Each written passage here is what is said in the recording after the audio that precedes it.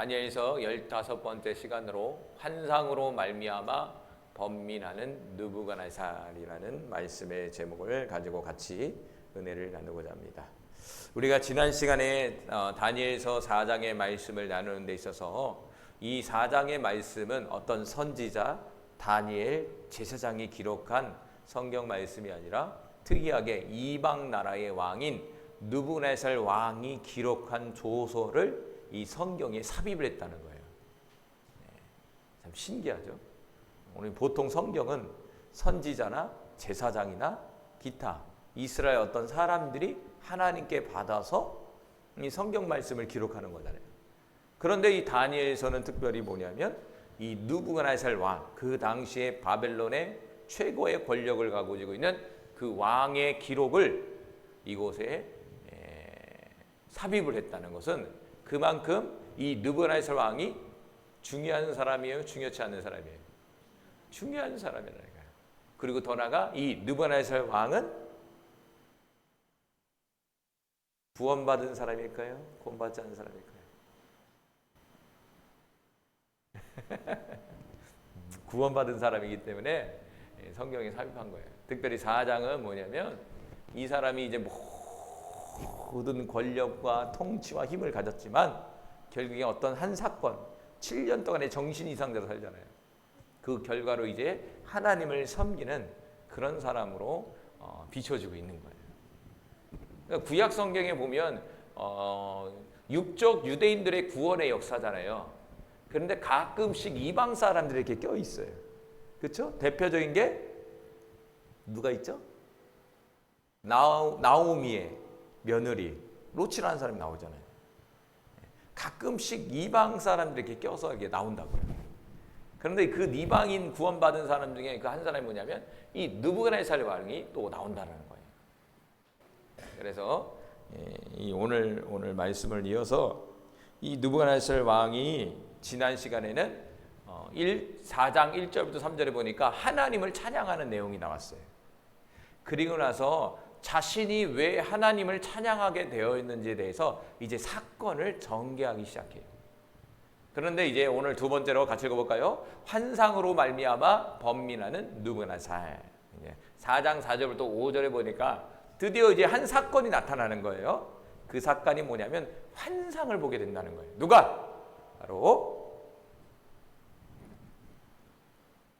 느부갓네살 왕이 환상을 보게 된다는 거죠.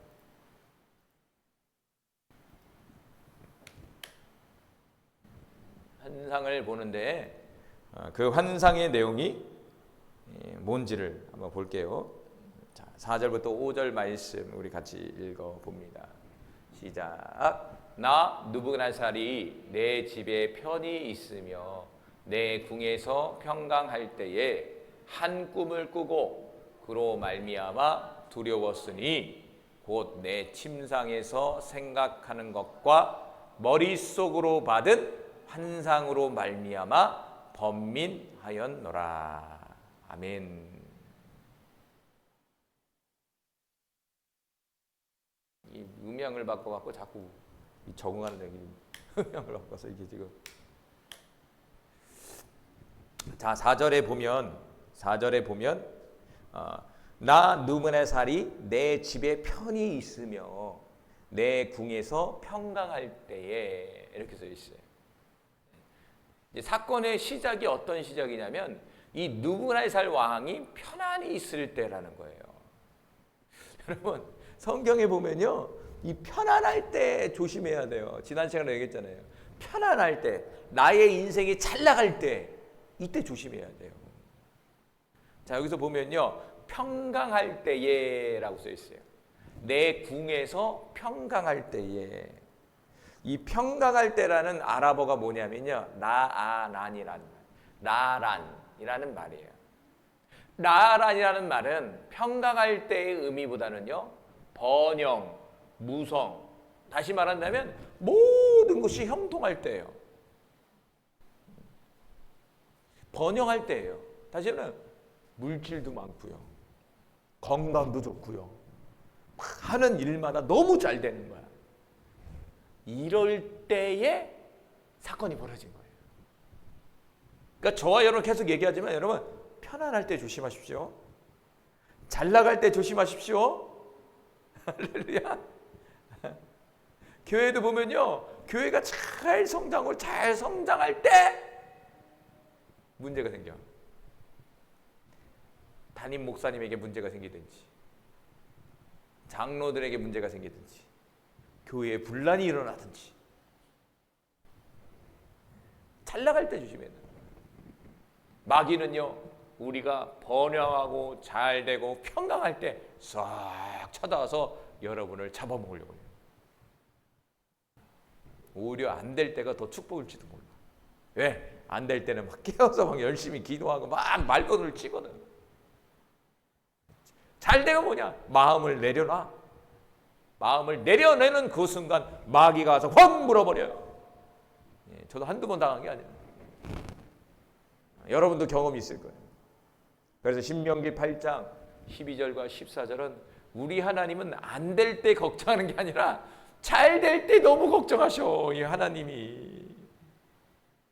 자, 읽읍시다. 시작. 내가 먹어서 배부르고 아름다운 집을 짓고 거주하게 되면 또 내 소와 양이 번성하며 내 은금이 증식되며 내 소유가 다 풍부하게 될 때에 내 마음이 교만하여 내 하나님 여호와를 잃어버릴까 염려하노라.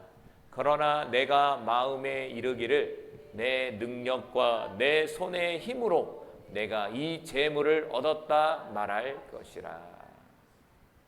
하나님 아버지의 마음이 느껴지세요? 자, 신명기 8장 12절과 14절, 17절 있어요. 17절. 10절 한잔 아니고 읽읍시다. 시작. 그러나 내가 마음에 이르기를 내 능력과 내 손의 힘으로 내가 이 재물을 얻었다 말할 것이라. 자, 12절에 보니까 내가 먹어서 배부르고 아름다운 집을 짓고 거주하게 되고 모든 소유가 증식이 되고 풍부해질 때 무슨 마음이 든다고요? 교만의 마음이 든다는 거예요. 17절에 뭐라고 했어요? 내가 이걸 얻었다. 내 능력과 힘으로 내가 이걸 얻었다라고 생각한다는 거예요. 회개합니다, 주님. 내 모습이에요. 이게 저와 여러분의 모습이 아니에요? 여러분 열심히 여러분이 노력하고 나면 뭔가 얻게 되잖아요. 그런데 성경은 그렇지 않다 이거예요. 저와 여러분의 이면 속에서 역사하신 하나님이 계셨다 이거예요. 여러분 그걸 인정하십니까? 여러분 인정하시죠? 특별히 11조라는 게 그런 개념이에요. 11조라는 건 내가 열심히 일을 해요. 소유를 얻게 되잖아요. 뭔가 대가를 얻게 되잖아요. 그런데 이 11조의 고백은 뭐냐면 그 열심히 일한 거는 내가 했지만 그 이면 속에서 하나님이 일할 수 있는 힘과 능력과 건강과 상황을 마련해 주셨다는 거예요. 그걸 인정하는 게 11조예요. 11조. 할렐루야. 뭐 하나님이 거지입니까? 뭐 그 11조 가지고 뭐 하려고 하나님이. 우리의 고백을 받으시는 거죠. 신명기 8장에도 우리가 풍부해지고 번영이 올 때 조심하라는 거예요. 인간이라는 존재는 이 교만해지기 때문에 그렇습니다. 그 제일 성경에서 큰 죄가 우리에게 경고하는 게 뭐냐면 교만이에요. 교만. 교만은 하나님을 버리는 거예요. 교만은 하나님 자리가 내가 올라가는 거예요. 특별히 목회자들이 교만해져. 저도 그렇지만요. 이 교만의 죄가 아주 많아. 회개 많이 해야 돼. 이 목회자들은 저도 그렇지만요. 교만의 죄가 너무 많아. 뭘 안다고 자꾸 교만 떨어. 할렐루야. 교만의 죄를 조심해야 돼. 우리 모두 교만하지 않길 바랍니다. 우리의 모든 삶, 우리를 지켜주시고 우리를 보호해주시고 나를 인도해주시고 그 상황 속에서 나를 이끌어주시고 지금 이 교회의 자리까지도 인도해주신 분은 하나님이십니다. 계속 고백하세요. 그러할 때 하나님이 여러분의 소유를 채워주는 거예요. 하나님은 기회를 한 번씩 줘요. 우리가 복을 한 번씩 준다고. 그런데 왜 복을 놓쳐버렸을까요? 그 축복을 내가 지키지 못했을까요? 그것은 오늘 여기 14절과 17절에 나와 있는 거예요. 우리에게 준 축복에 대해서 하나님께 감사하고 하나님 앞에 더 기도해야 되는데 교만해져서 어느덧 하나님과의 관계가 멀어져 버리는 거예요. 그런 간증 얼마나 많이 듣습니까?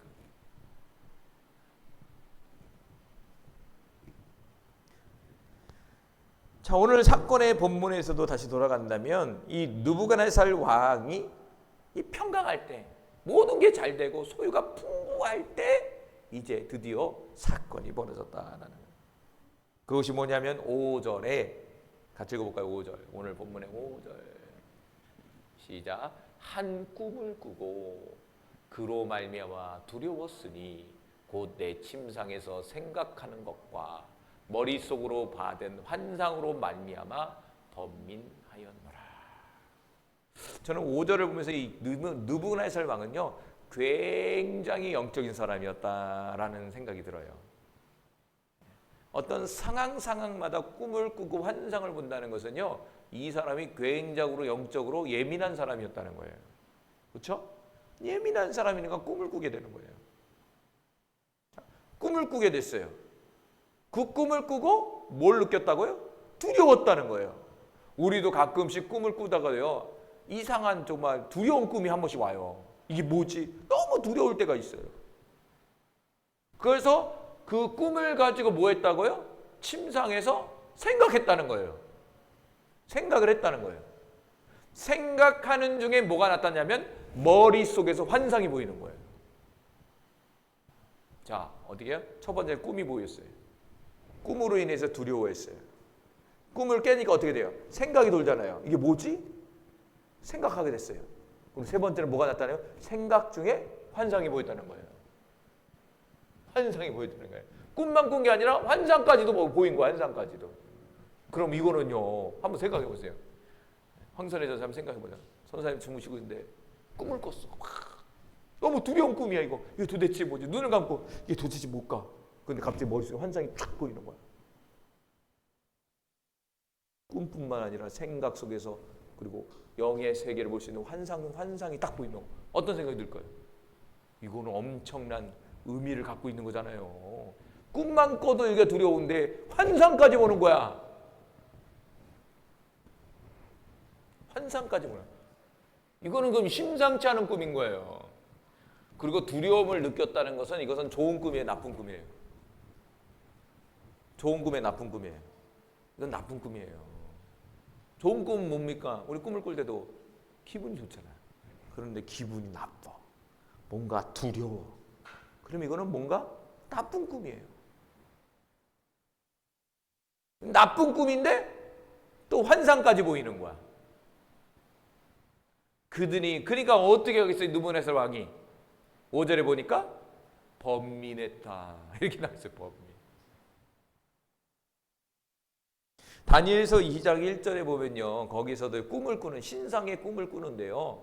이 신상의 꿈을 꾸고 나서도 이 느부갓네살 왕이 번민을 했다는 거예요. 자, 읽어봅시다. 2장 1절 시작. 느부갓네살이 다스린 지 2년이 되는 해에 느부갓네살이 꿈을 꾸고 그로 말미암아 마음이 번민하여 잠을 이루지 못한지라. 2장 1절, 2장은 신상의 꿈이에요. 대략적으로 얘기한다면 큰 금신상이 있었어요. 그런데 그 신상이 무너지는 거예요. 나머지는 다 생략하고. 왜 무너지냐면 산에서 큰 돌이 날라오고 신상의 다리를 딱 쳐버리는 거예요. 다리를 쳐버리니까 신상이 무너져 버리는 거예요. 좋은 꿈이에요? 나쁜 꿈이에요? 여러분이 더 기분 나쁠까요? 좋을까요? 그냥 신상이 서 있으면 좋은데 무너져 버렸잖아요. 그럼 불길한 거잖아요. 그 꿈을 꾸고 나서 뭐냐면, 그리고 그 꿈을 꾸는데요, 이 느부갓네살 왕이 바벨론 나라의 통치 2년이 지난 후에 꿈을 꾼 거예요. 자신이 나라를 세우고 얼마 지나지 않아 이 꿈을 꾸게 된 거예요. 그래 얼마나 더 불길해요. 느낌이 있잖아. 신상이라는 거 내가 딱 보도 이거 나를 가리키는 거구나 딱 알잖아요. 이거 나를 가리키는구나. 근데 나를 가리키는 게 무너져 버리는 거야. 무너졌다는 건 뭐랄까요? 일반 상식으로 그냥 망하는 거 아닌가? 그거는 안 말해도 다 알잖아. 딱 그러니까 범민이 되는 거죠. 망하는 거 아닌가?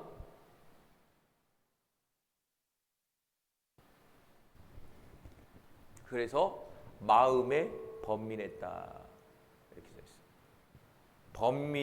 번민이라는 말이 뭐냐면 찾아보고 히브리어 나왔어요. 헬라 아랍어로 뭐냐면 배할이라는 말이에요.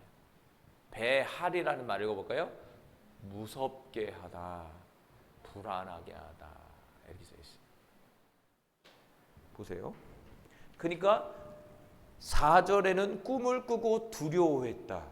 그런데 침상에서 생각하고 머리에서 환상을 받고 나서 두려움을 넘어서 무서웠다는 거예요. 더 가중이 된 거예요. 배할, 번민이라는 것은 두려움을 느낀 거예요.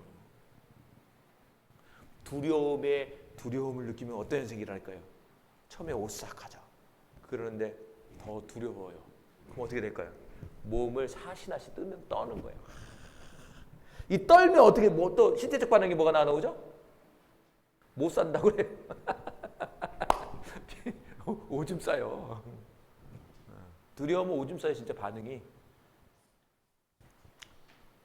공포심의 극치가 오면요 오줌을 싼다고. 사람은 그냥 나오는 게 신체적 반응이래요. 오줌을 싸게 돼 있어. 오줌을 쌌다고 얘기는 안 했지만 왕이니까 뭐 오줌 쌌다 이렇게 얘기할 수는 없잖아요. 조서니까. 전국에 퍼지는 조서니까. 이건 성경이 아니에요. 지금 자신의 관적 내용이에요. 저 같으면 오줌 쌌다 이렇게 표현할 수도 있을 것 같아. 그만큼 두려웠다고 했으니까. 그러니까 이 번민, 배알이라는 말을 써서 너무 두려웠다는 거예요. 이게. 근데 2장에 보니까 그 마음은 뭐냐면 영으로부터 느껴지는 두려움이었다는 거예요. 2장은. 우리말로는 마음이에요. 근데 원어적으로 보니까 그게 뭐냐면 영이에요. 영에서 느끼는 두려움이라는 거예요. 다시 말하면 영에서 느껴지는 두려움이라는 것은 영적인 세계에서 왔다는 거예요. 영의 세계에서. 혼적인 육의 세계에서 온 두려움이 아니라 영적인 세계에서 온 두려움이라는 거예요. 여러분, 영적인 세계에서 두려움이 오는 건 차원이 다른 거예요. 우리 보통 뭐라고 그래요? 귀신 봤다 이렇게 하잖아요. 악한 영이잖아요. 그거 어디 존재합니까? 영적인 세계에 존재하는 존재들이에요. 영적인 세계에 존재하는 존재들을 봤다? 경험했다? 그거는요 일반 혼적으로 느끼는 두려움의 그 이상인 거예요. 여러분 귀신 본 적 있어요? 귀신 본 적 있어요?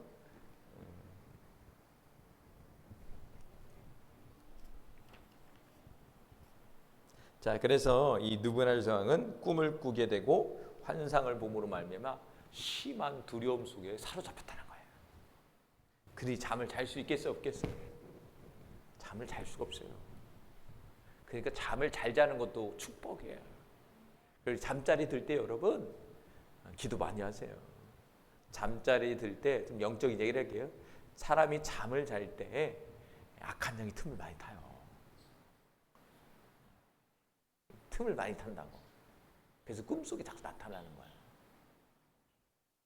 되도록 잘 때는 여러분 예수피 잘 바르고 그리고 동영상도 이렇게 보다가 잠드는데 우리 요즘에 보다가 잠들잖아요. 저도. 근데 좀 동영상을 막 이상한 걸 보고 자잖아요. 그럼 꿈자리가 뒤숭숭해. 그 얘기는 뭐냐면 영이 들어왔다는 얘기예요. 보면서. 그럼 되도록이면 좋은 찬양을 듣든지 아니면 설교 말씀을 듣다가 이렇게 주무시는 게 아주 좋아요. 이게 잘 때 영이 잘 우리 안에 들어온다. 역사한다 이거예요. 여러분 잘 생각하셔서 한번 보시기 바래요.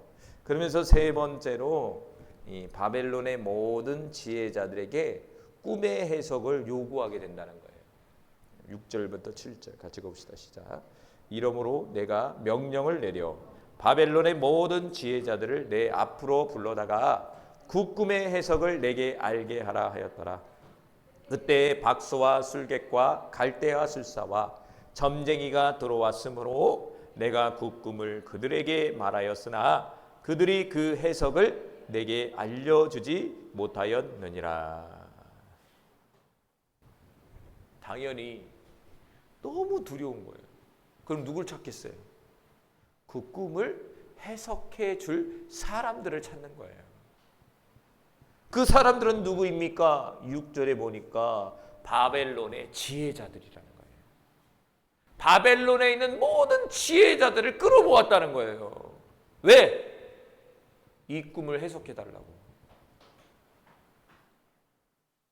여러분, 2장에는 어떻게 나오죠? 신상의 꿈을 꾸고 나서의 바벨론이 꿈의 내용과 그 꿈을 해석해 달라고 그래요. 그런데 4장에서는 꿈의 내용을 이야기한 것 같아. 근데 중요한 거는 해석해 달라는 거예요. 좀 달라요. 어떤 게 어려울까요? 꿈의 내용과 해석이 어려울까요? 꿈의 내용은 얘기해 줬어요. 그럼 해석이 쉬울까요? 신상의 꿈이 어려운 거, 2장이 어려운 꿈인 거예요. 그러나 2장에서 다니엘이 쫙 나타나서 꿈의 내용과 꿈의 해석을 해주잖아요. 그 느부갓네살이 꾼 꿈은 이 우주의 세계가 어떻게 끝나는지를 보여주고 있는 거야. 느부갓네살 왕은요, 그냥 그 왕이 아닌 거예요. 이 느부갓네살 왕을 통해서 하나님의 세계를 계시해 준 거예요, 이 땅 가운데. 그 계시를 해주는데 그 옆에 누가 있었냐면 다니엘이라는 사람이 있어서 그걸 해석해줘서 오늘날 성경은 기록된 거잖아요. 그 신상의 꿈대로 지금 흘러가고 있잖아요. 그 신상의 꿈의 마지막은 뭡니까? 바로 여러 국가로 흩어지는 거예요. 여러 민족으로 나눠지는 거예요. 그게 오늘날이잖아요. 오늘날의 이 전 세계 나라의 국가의 형성 국가의 모습이잖아요. 그런데 이게 끝나면 메시아의 나라가 온다는 거예요. 그래서 저와 여러분이 지금 끝점에 살고 있다는 거예요. 계속 얘기하는 게. 지금 보이는 이 세계가 언젠가는 끝난다는 거예요. 지금. 끝나면 이제 없다는 거예요. 하나님의 나라가 이루어진다는 거예요. 참 우리가 축복 가운데 산 것 같아요. 우리 시대가 지금 어떻게 보면.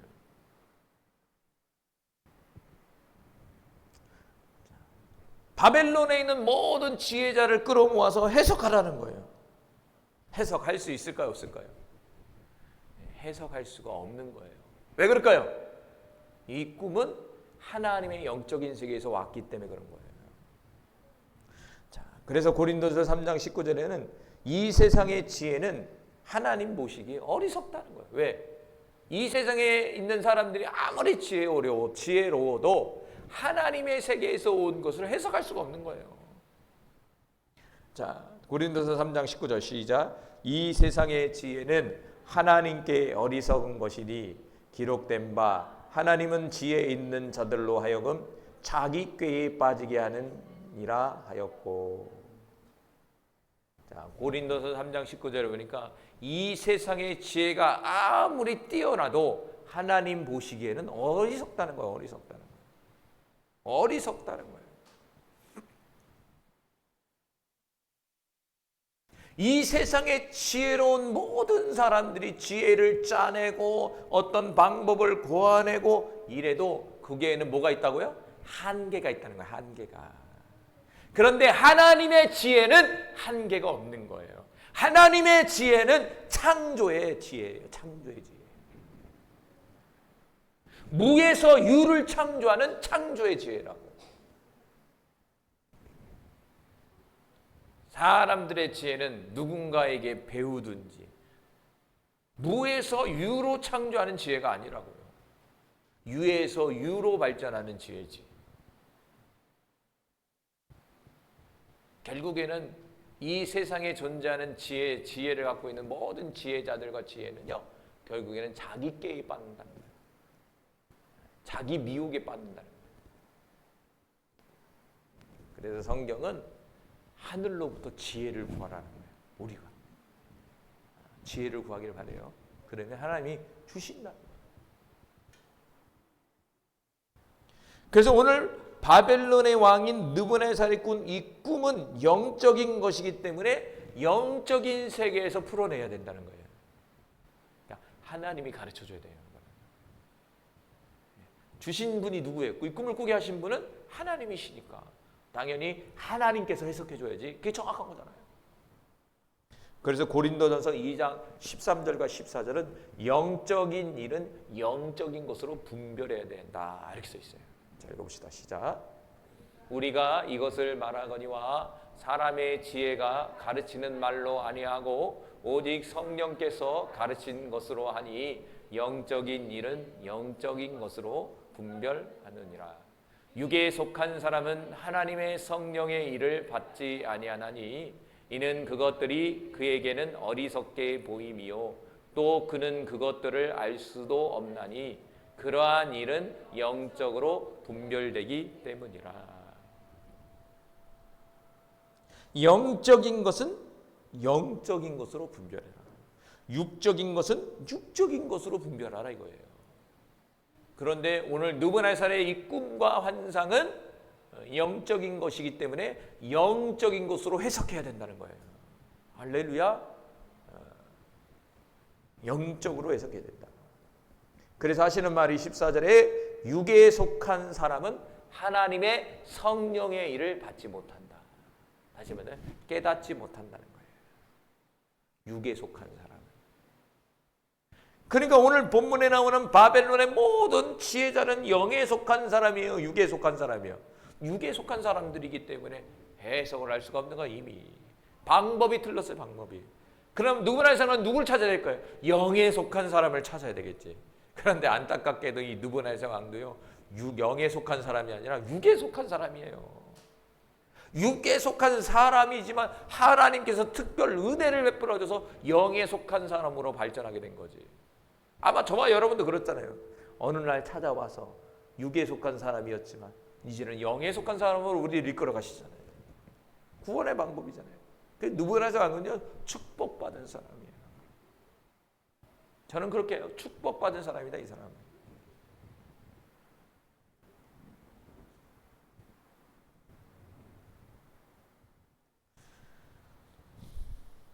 그러면 오늘 바벨론에 나온 이 바벨론의 이 지혜자들은 구체적으로 어떤 사람이냐 이거예요. 그 당시에 지혜자다라고 말하는 사람들은요, 7절에 이런 사람들이었다는 거예요. 같이 읽어봅시다. 오늘 보면 7절. 이 지혜자가 누구냐? 같이 봅시다. 시작. 박수, 술객, 갈대아 술사와 점쟁이가 들어왔으므로 내가 그 꿈을 그들에게 말하였으나 그들이 그 해석을 내게 알려주지 못하였느니라. 어떤 사람이었다고요? 박수, 술객, 갈대아, 술사, 점쟁이. 오늘로 얘기한다면 무당 불렀다는 거예요. 무당. 그런데 이 시대, 이 고대 시대, 이 바벨론 시대는요, 이런 사람들을 지혜자로 여긴 거예요. 오늘날의 지혜자하고는 좀 달라요. 이 시대에는요, 왕 옆에는 누가 있었냐면 이런 사람들이 늘 있었어요. 그래서 이런 사람들이 조언을 해주고 인도해줬단 말이에요. 우리나라도 그렇잖아요. 조선시대에 누가 있어요? 합법적으로 무당들이 있었잖아요. 법사들이 다 조언을 해주잖아요.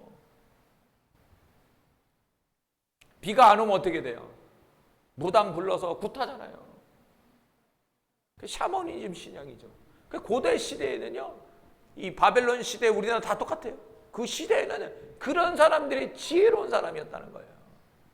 그런 사람들의 조언을 받고 그런 사람들의 해석을 받았단 말이에요. 아마 이런 사람들이 조언을 주고 해석을 해줬던 것 같아. 그런데 이 꿈은 해석해주지 못했다는 거예요. 이 환상은 해석해주지 못했다는 거예요. 왜? 지금 느부갓네살 꾼 꿈은 바로 하나님으로부터 왔기 때문에 그렇다는 거예요. 하나님으로부터 왔기 때문에. 할렐루야. 성경은요, 이런 사람들을 죽이라고 해요. 죽이라고. 그래서 이런 사람들의 행위를 뭐라고 하냐? 가증한 행위라는 거예요. 신명기 18장 9절과 11절 시작. 내 하나님 여호와께서 내게 주시는 땅에 들어가거든 너는 그 민족들의 가증한 행위를 본받지 말 것이니 그의 아들이나 딸을 불 가운데로 지나가게 하는 자나 점쟁이나 기륭을 말하는 자나 요술하는 자나 무당이나 진언자나 신접자나 박수나 초혼자를 너희 가운데서 용납지 말라. 레위기에서는 죽여버려라 이렇게 써 있어요. 용납하지 말라는 것은 죽이라는 소리예요. 이런 사람들은 어떤 사람입니까? 이런 사람들은 귀신의 악한 영의 영향을 받아서 점쳐주고 기륭을 얘기해주고 사람들의 길을 인도해주는 사람들이었다는 거예요. 악령에 사로잡혀서 귀신에 사로잡혀서 이런 일들을 벌이는 사람들이라는 거예요. 이런 사람들을 성경에서는 죽이라는 거예요. 구약에서는요. 지금은 죽이라고 얘기 안 해요. 그런데 구약 성경에서는 죽이라는 거예요. 절대 너희 가운데 용납하면 안 된다. 그러니까 이방 나라는 이미 이런 자들을 지혜로운 자로 여긴다는 거예요. 그러니까 세상은 이런 사람들을 지혜로운 자로 여기는 거예요. 그런데 오늘날 현대 문화도요. 지금 오늘날 우리나라에 돌아가는 것도요. 그래요. 이 무당을 합법적으로 이게 등장시켰고요. 지금요. 여러 가지 점치는 거, 무속 이런 것들을 아주 합법적으로 이제는 그 사람들을 아주 좋은 위치에 딱 올려놨어요. 지금 나라적으로. 세상은 어차피 마귀의 나라니까. 과거로 돌아가고 있는 것 같아요. 오히려. 희한하죠? 아주 좋은 곳으로 포장하고 있다 이거예요. 여러분.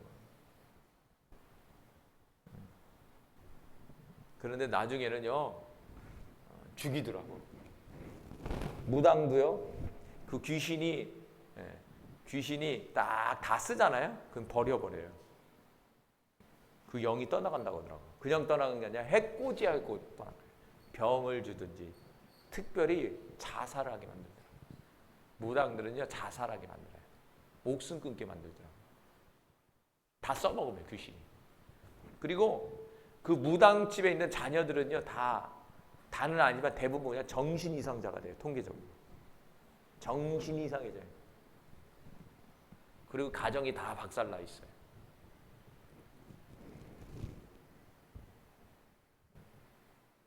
처음에는 좋은 것 같은데 박살나요. 여러분 무당 들어와서 점치고 이러면 돈 주잖아요. 그럼 돈 얼마나 많이 벌겠어요. 근데 들어봤어요? 무당들이 잘 사는 거 봤어요? 못 봤죠? 다 새 나가게 만드는 거예요. 버는 것 같은데 없어. 그러니까 다 무당들이 어디가 있어요? 좋은 대궐에 있습니까? 아니죠. 다 동네도 후진 좀 그렇지만 어두운데 캄캄한데 지하실 이런 데 있는 거예요. 돈이 안 모여.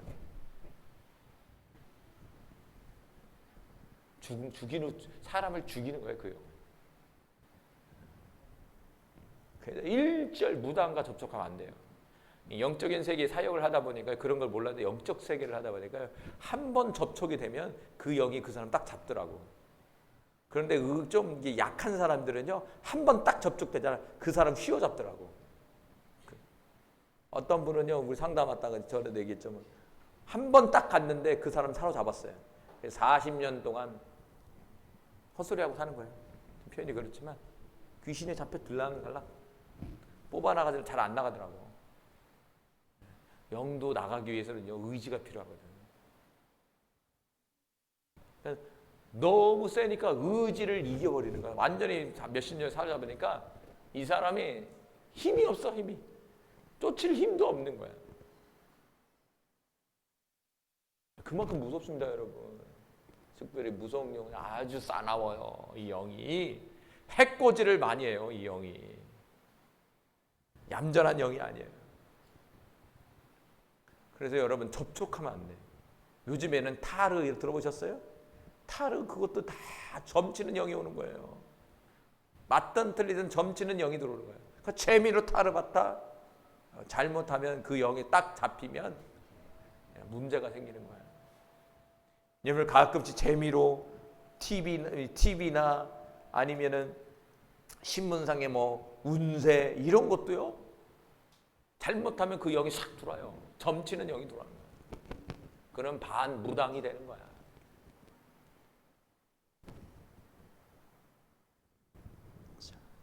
바벨론의 이 나라는요. 무당 이런 나라예요. 이런 나라. 그러니까 이방 나라는 이 당시 이 귀신에 사로잡힌 나라인 거예요. 그냥 자체가. 그런 문화권 안에 사는 거예요. 이 사람들이. 그 문화권 안에서 느부갓네살 왕이 통치하고 있는 거예요. 이 왕이 하나님을 찬양했다니까요. 이 왕이 하나님을 찬양하고 하나님을 만났다니까요. 이 저와 여러분이에요. 사실은 이게 누브갓네살이 아니라 누브갓네살 왕의 이야기지만 오늘날 저와 여러분의 이방인들의 구원의 역사의 이야기예요. 이게 다른 사람 얘기하라고 생각하지 마세요. 저와 여러분의 영적인 이야기예요. 그래서 네 번째로 4절부터 8절 9절에 보니까 이 바벨론의 지혜자를 불렀는데 해석이 안 되니까 누구를 보냐면 거룩한 신들의 영을 갖고 있는 마지막 최후의 보루인 다니엘을 불렀다 이거예요. 다니엘을 왜 불렀을까요? 이미 다니엘서 2장에서 나오잖아요. 다니엘서 2장에 나오는 이 다니엘이 2장에서 보니까 어떻게 합니까? 아무도 그 꿈의 내용도 풀어내지 못하고 아무도 그 꿈의 내용에 해석도 해주지 못한 상황 속에서 다니엘이라는 사람이 나타나서 꿈의 내용과 해석을 해줘 버리잖아요. 처음에는 생각이 안 났던 것 같아. 저 같으면 대번에 다니엘 불렀을 것 같아. 그런데 누브갓네살은 잊어버리고 있었던 것 같아.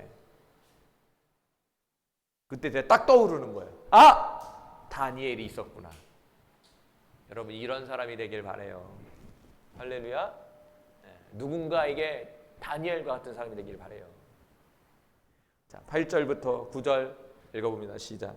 그 후에 다니엘이 내 앞에 들어왔으니 그는 내 신의 이름을 따라 벨드사살이라 이름하는 자요. 그 안에는 거룩한 신들의 영이 있는 자라. 내가 그에게 꿈을 말하여 이르되 박수장 벨드사살아, 내 안에는 거룩한 신들의 영이 있은즉 어떠한 은밀한 것이라도 내게는 어려운 것이 없는 줄 내가 아노니 내 꿈에 본 환상의 해석을 내게 말하라. 진지하게 좀 부르지. 사람이라는 게 미련해요. 이게 잃어버린다고. 잃어버리는데 떠오른다고. 이게 그 경험이 중요한 거예요. 하나님에 대한 경험, 체험이 너무 중요한 거예요. 우리 아이들도 그러더라고. 키우다 보니까 우리 아이들에게 중요한 것은 우리가 말씀도 가르치지만 그 아이들의 삶 속에서 하나님을 경험하는 게 중요하더라고. 그러니까 우리 아이들도 어떤 상황 속에서 자기 방법과 상황을 막 사용하다가 안 될 때 뭐냐면 하나님이 딱 떠오르더라고. 그때서 기도하는 거야. 할렐루야. 그래서 우리가 믿는 하나님은 경험되어지는 하나님이에요. 할렐루야. 뭐 저 불교같이 뭐 저게 같이 그냥 막 비는 게 아니에요. 그분은 우리의 상황마다 등장하시고 우리를 도우시는 분이에요. 할렐루야. 자, 8절에 보십시오. 그 후에 다니엘이 내 앞에 들어왔다. 그 후에, 하지만 바벨론의 모든 지혜자들이 해석할 수 없으니까 그 후에 누구를 불렀냐면 다니엘의 사람을 불렀다는 얘기예요. 그리고 다니엘이 들어왔다는 거예요. 그런데 다니엘이라는 이 사람의 이름은 바벨론식 이름이 뭐냐면 벨드사살이에요. 왜 벨드사살이라면 바벨론 나라의 수호신의 이름을 딴 거예요. 이 당시는 그 나라를 지키는 수호신이 있다는 거예요. 그런데 희한한 거 아세요? 영적인 세계를 이렇게 쭉 보면요, 나라마다 지배하고 있는 영이 있어요. 다 모양이 달라요. 그런데 어디서 힌트를 얻으시냐면 국기에서 힌트를 얻으세요. 국기. 여러분 중국은 무슨 색깔? 붉은색이에요. 우리는 붉은색 하면 기분이 나빠요? 좋아요? 뭔가 기분이 나빠요. 무당 색깔 깃발이 뭐예요? 빨간색 있잖아. 그런데 문양에 뭐가 많죠? 용. 그 영적 세계로 쫙 보는 사람 영성가들이 딱 이렇게 보면요, 중국은요 용이 틀어잡고 있어요. 용이야 형상이. 용이 쫙 그 나라를 딱 지배하고 있어요. 왜냐하면 다니엘에서 뒤로 가면은 나라마다 지배하는 영이 있거든요. 영이 있어요, 여러분. 왜? 이 육의 세계는 사단의 세계거든요. 사탄에서 또 뻗어나오는 역사하는 영들이 있어요. 희한하죠? 우리나라는 뭘까? 뭐 같아요?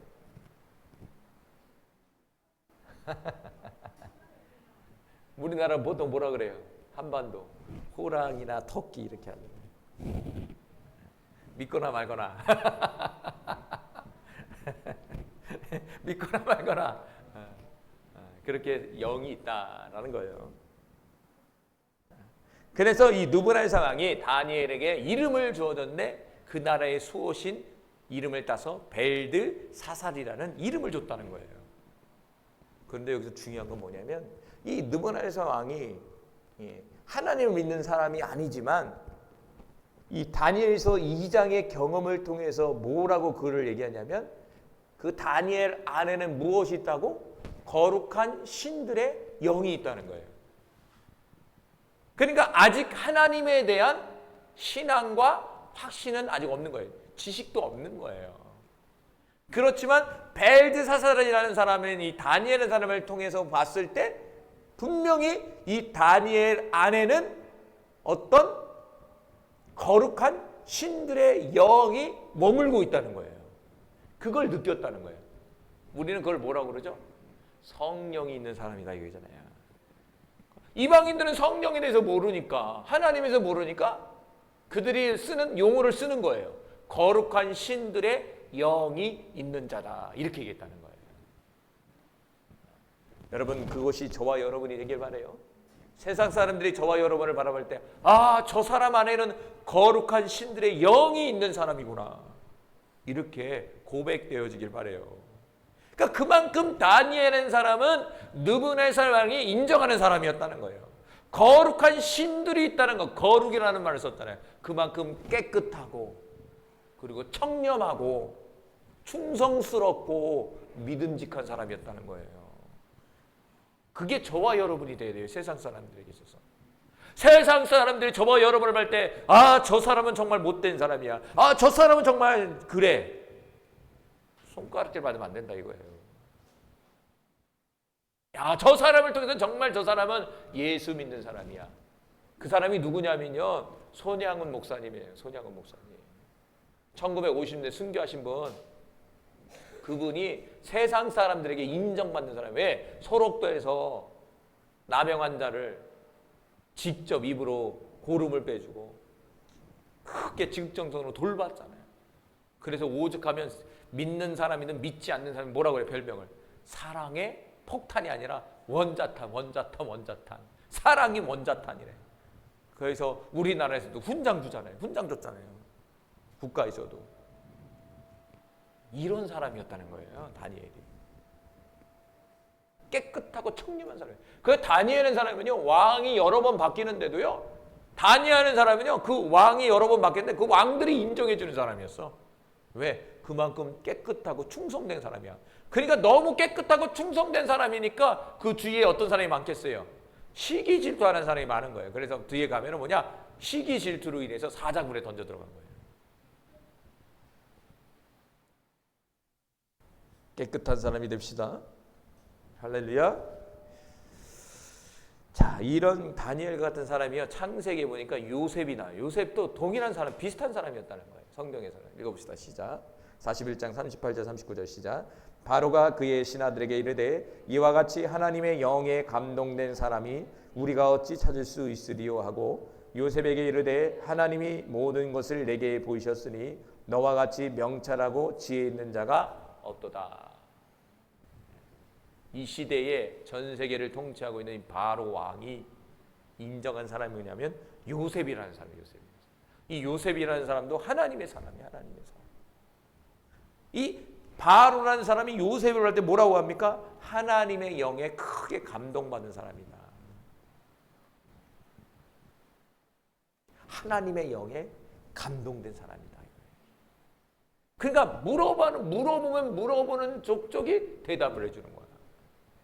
대답뿐만 아니라 그 문제를 해결할 수 있는 지혜를 주는 거야. 길을 주는 거야. 저도 소원해요. 이런 사람이 저와 여러분이 돼야 돼요. 어떤 상황 속에서 길이 보여야 돼. 그분의 음성을 듣고 그분의 길을 따라 가야 돼. 사실은 이게 특별한 사람이 아니라 이게 저와 여러분이라니까요. 저와 여러분이 이런 사람이라니까요. 내가 그렇게 살지 못해서 그렇지. 그러면서 이 바로 왕이 너와 같이 명철하고 지혜 있는 자는 없다 이거예요. 그러니까 하나님이 주시는 지혜는요, 이 세상의 지혜자 위에 있는 거예요. 위에 있는 지혜예요. 하늘의 지혜라고요. 이 세상은 땅의 지혜라고요. 하늘이 높아요, 땅이 높아요. 땅이니 하늘이 높죠. 그래서 요하고서에서는 그 지혜를 구하라는 거예요. 지혜를. 하늘의 지혜를 구하라는 거예요.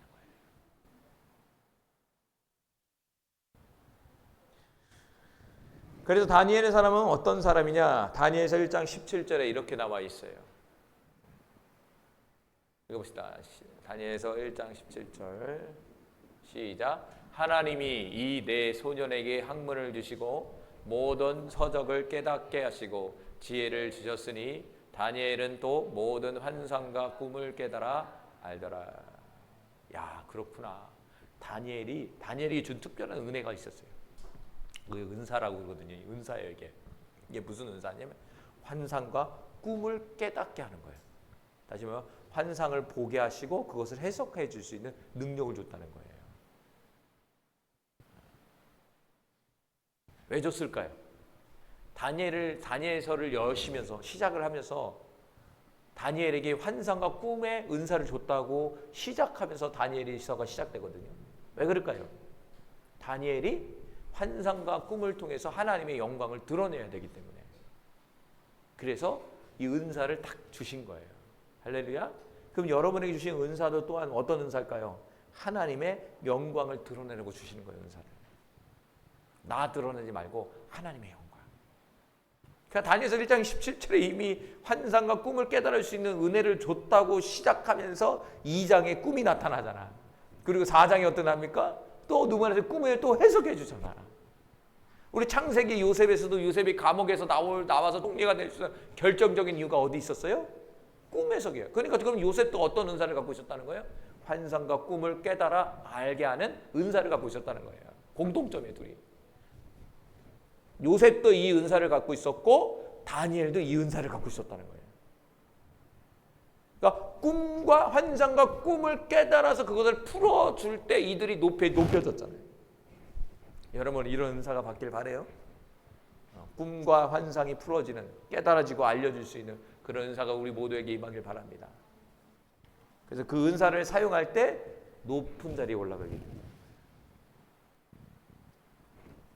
그래서 예레미야서 33장 마지막 3절에 이렇게 나와 있어요. 읽읍시다. 시작. 너는 내게 부르짖으라. 내가 내게 응답하겠고 내가 알지 못하는 크고 은밀한 일을 내게 보이리라.